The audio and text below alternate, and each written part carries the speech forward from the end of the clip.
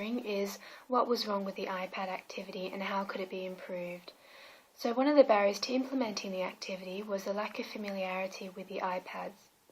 So Bill comes from a generation that isn't familiar with new technologies such as iPads, and this relates back to the cultural component of the CMOB-E. He also doesn't have the cognitive capacity to learn and retain new concepts regarding the iPad. And this relates back to the cognitive component of the model. So Professor Richard Fleming from the University of Wollongong devised 10 evidence-based principles that looked at maximising enablement for people with dementia through the environment. And the 7th principle was creating familiar spaces.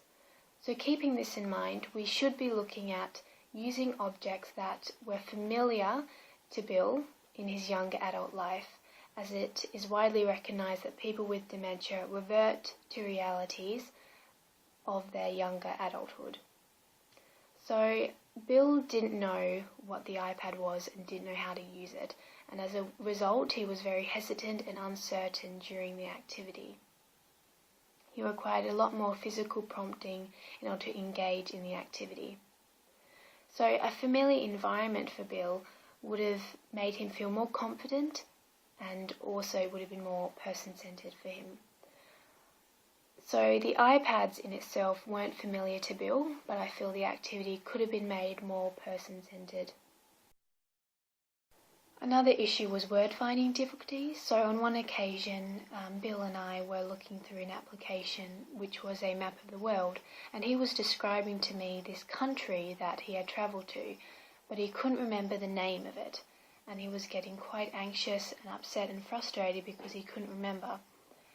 And because of my lack of in-depth knowledge about his history and who he was, I wasn't able to alleviate this anxiety, and this may have resulted in further withdrawal from the conversation, which could have created a barrier to rapport building, which, as we know, is important to developing an effective relationship with this person.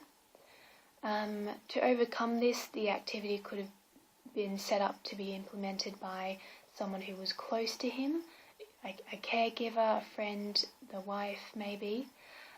Either that or the activity could have been adapted and made more personalised for this person. The iPad that I would have implemented with Bill is Life Story Reminiscence. I think this is ideal for Bill because he has word-finding difficulties and he doesn't have to recall any new information because all the memories and his life events are there in front of him.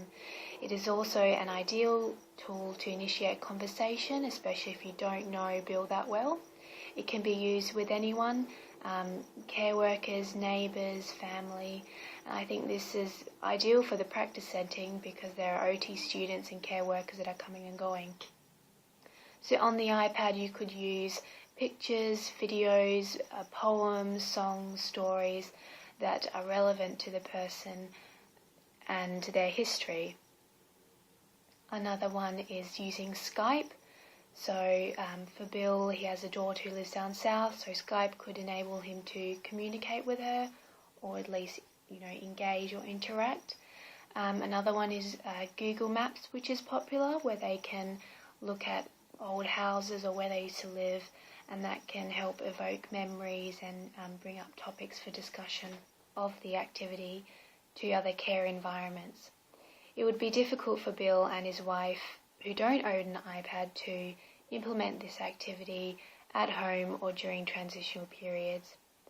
Also, as part of the physical environment, the glare from the screen could pose a barrier for Bill or others with visual perceptual difficulties, and this can be minimised by using a matte protective screen. So with reference to Richard Fleming's principles, this would increase visual access and reduce unhelpful stimuli for Bill or others who may be distracted by reflections on the screen. So thank you for listening to my answer.